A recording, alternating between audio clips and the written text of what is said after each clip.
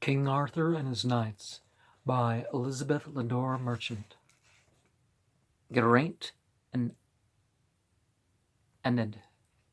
For Arthur on the Whitsuntide before held court at old Caerleon upon Usk. There on a day he sitting high in hall. Before him came a forester of Dean, wet from the woods, with notice of a hart, taller than all his fellows, milky white. First seen that day, these things he told the king.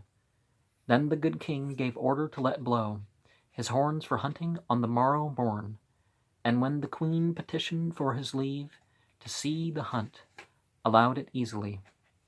King Arthur held his court, not only at beautiful Camelot, but also at a place called Caerleon. The castle there had 7 doors, with a handsomely uniformed porter, seated at each one to open and shut it when the knights and ladies passed. These porters were very clever, as they had to bar the way to enemies, as well as to make it free for friends.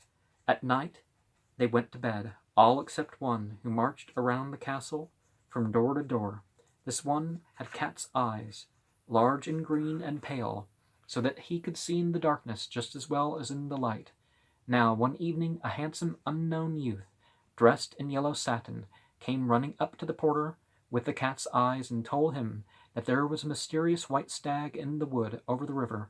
The porter hurried to tell Arthur, for ever since the fairy hunt of which you have read, the king had vowed there should never be a white stag near his castle that he would not follow.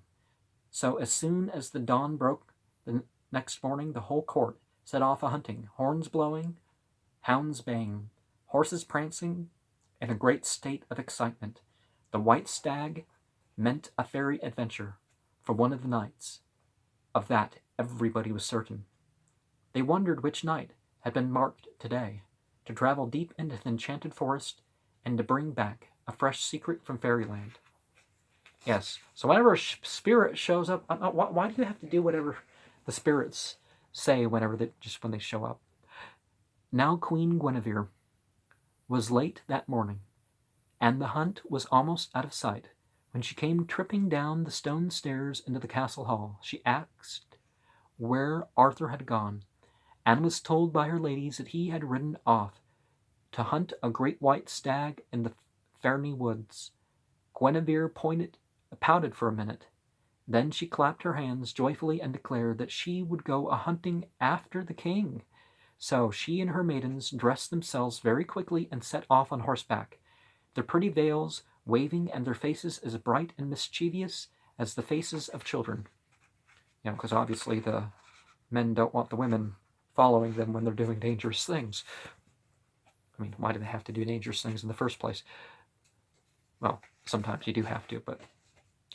As they rode through the trees, they heard a great galloping behind them, and up came one of the very handsomest knights of the Round Table. He had long golden hair, and a long golden sword, and a blue-purple scarf around his shoulders, with a golden apple at each corner.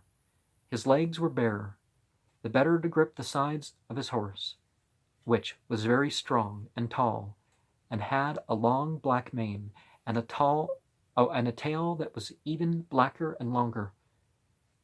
"It is good, young Geraint," cried the ladies when they saw him. "O handsome and brave Geraint, are you coming with us and with the queen?"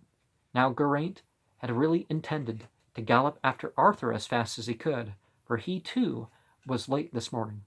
But when the ladies asked him if he was going to escort the queen, he could not possibly say he was not. So he bowed very low, drew in his prancing horse, and joined the pretty company of maidens, giving up all idea of the adventure for which he had been hoping he was chosen for that day. Was hoping he was the chosen knight of the day. But no sooner had he drawn near the side of the queen Then the adventure, which he thought he had given up, came riding through the woods towards him in the shape of an enormous knight, with his face quite hidden under his helmet. On one side of this giant stranger rode a lady dressed in royally rich brocade, and on the other pranced a hideous little dwarf. As they trotted abreast through the woods, Guinevere pulled up her horse and stared at them in amazement. Then the newcomers also drew rein, and standing still at a little distance, seemed to talk among themselves.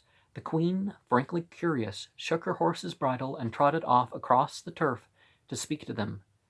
The dwarf was the nearest to her, and, pausing as she came up to him, she asked him the name of the big knight with hidden face, but the dwarf, who was deformed and horrible even to look upon, answered by striking the queen with a long wand that he carried in his hand. Then from Geraint such a shout as you never heard before rang through the wood. All the ladies, too, cried out in anger. Before anybody could do anything, however, off galloped the strange knight, still with the lady and the dwarf on either hand, and off after them tore young Geraint, calling at the top of his voice that he would avenge the queen.